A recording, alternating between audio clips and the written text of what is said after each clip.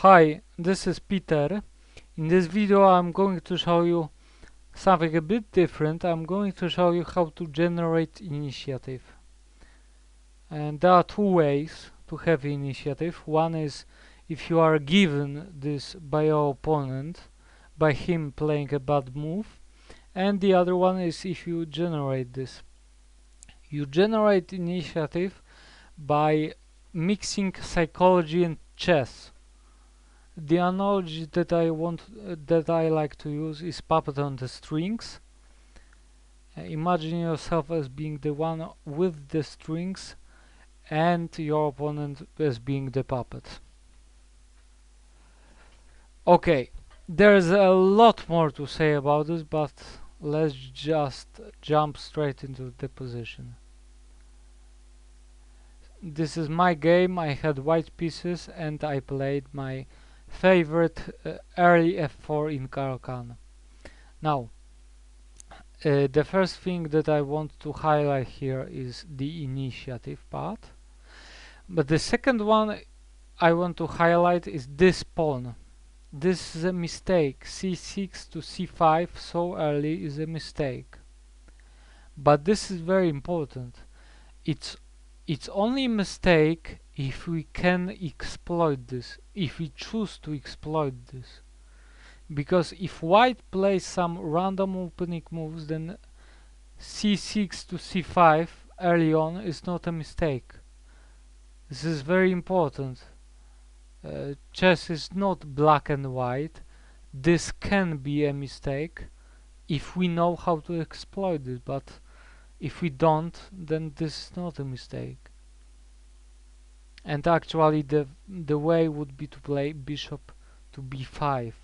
This sort of invites bishop to b5, but this is actually not what you want to play.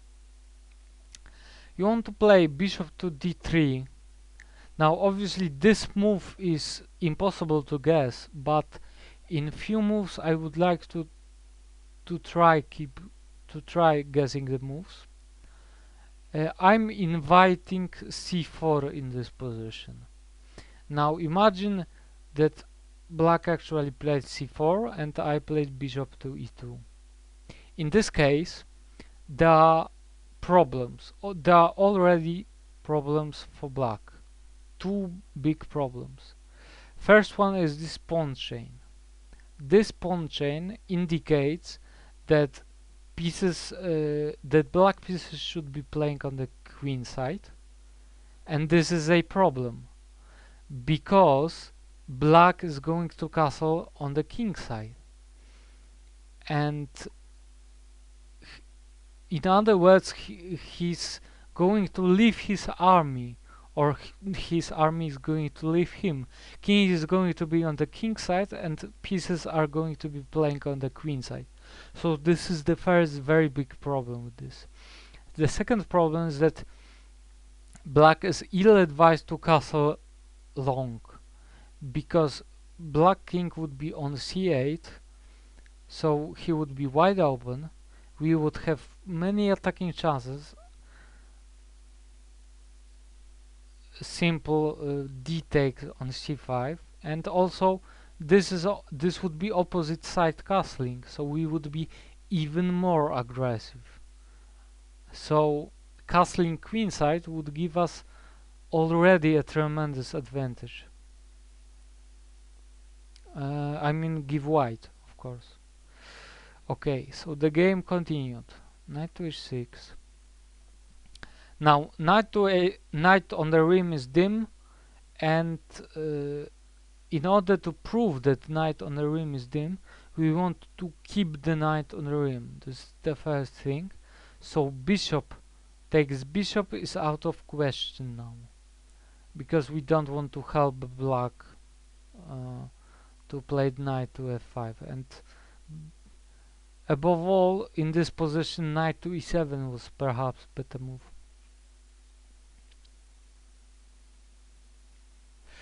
And now this is the part of initiative. This is going to be a I'm going to talk about this for a second, and this is going to be sounding a bit of a scrambled egg of a talk at first, because I'm going to go all over the place. Because if you guessed this move, you are predictable, and this is the problem in chess. You don't want to be predictable. Better move was knight to c6, and then queen to b6, and this would make no difference to a computer, but for a human this makes all the difference. It really does. You cannot be predictable. Being predictable tells me something. Being predictable tells me that you are not going to defend well.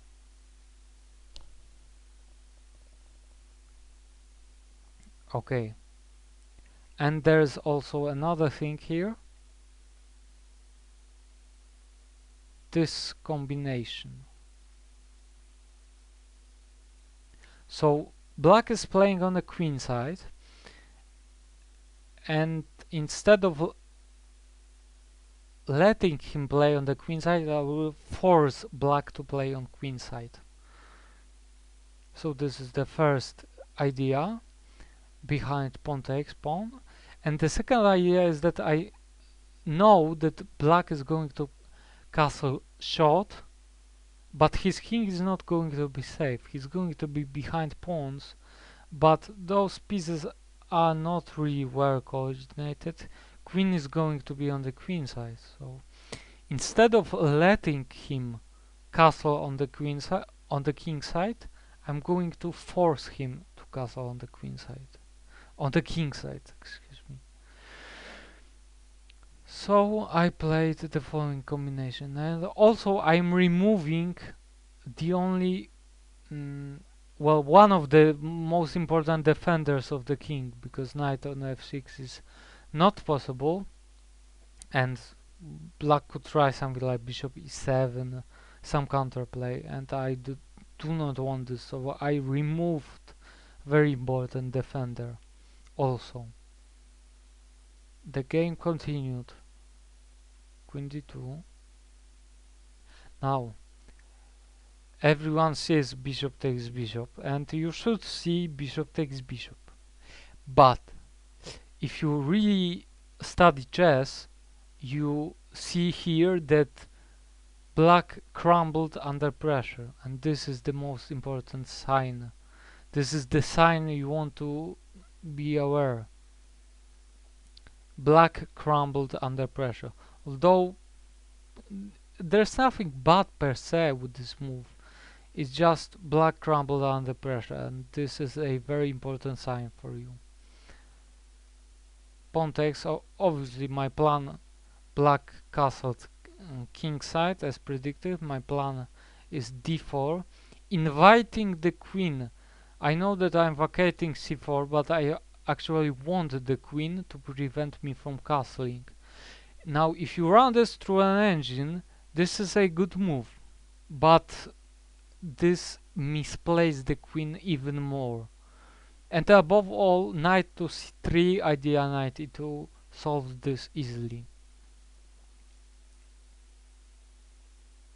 Now I do not want to play rook to c1 in this position and move the queen to a better square. Queen is badly placed on c4, and I want to keep the queen on c4. So instead I simply castled. Now this is the problem with knight on a rim. It gets stabbed with tempo. And now, to confuse you even more, let me show you something. Let's count tempi. So everything moved once. I moved 2 times. He moved 2 times with the queen, so it cancels out. He moved 2 times with the bishop. So I'm 1 tempo ahead. Now I am 2 tempi ahead.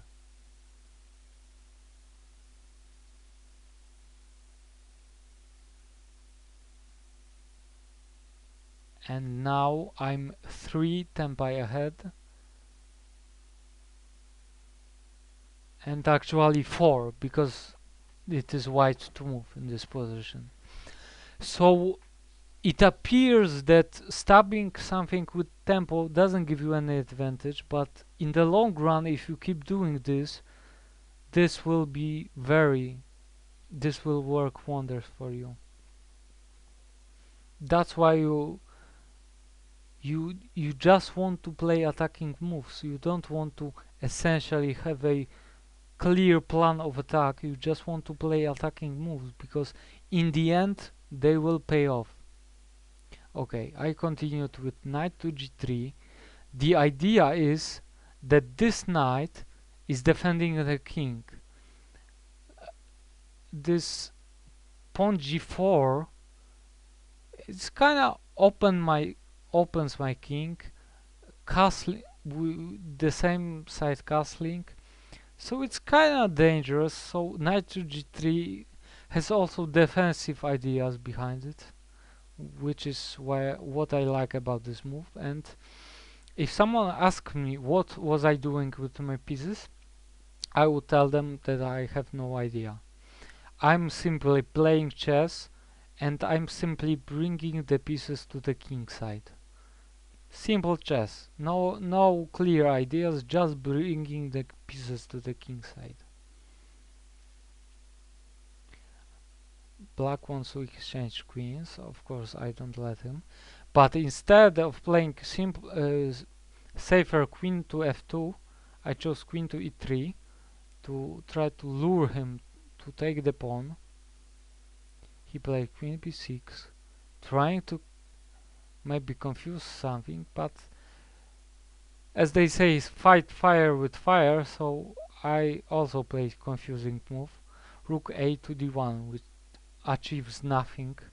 Rook is on close file, but he finally played queen takes b2, and now before I play rook to b1 with the idea rook takes on b7, let's play the following combination.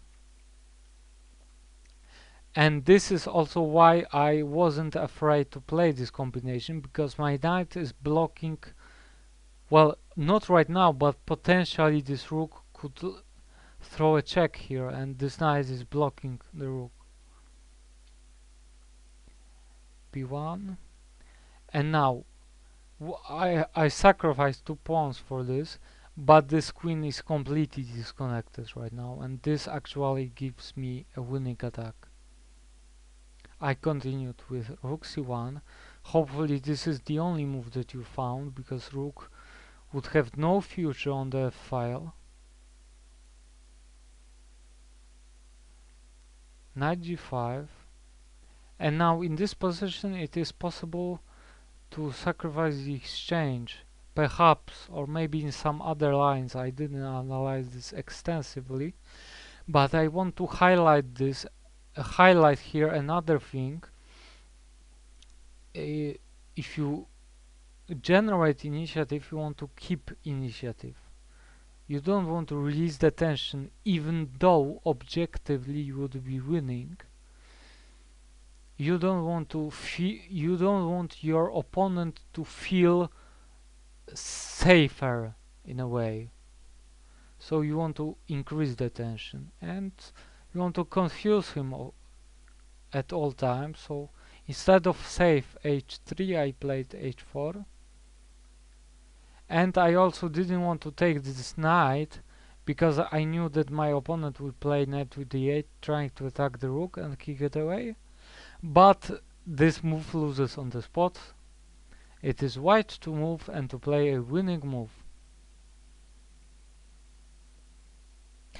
And the move is f6, winning on the spot.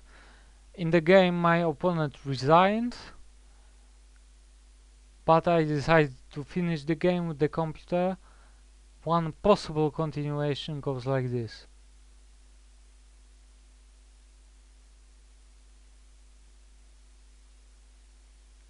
And we can stop here. White is easily winning. Okay.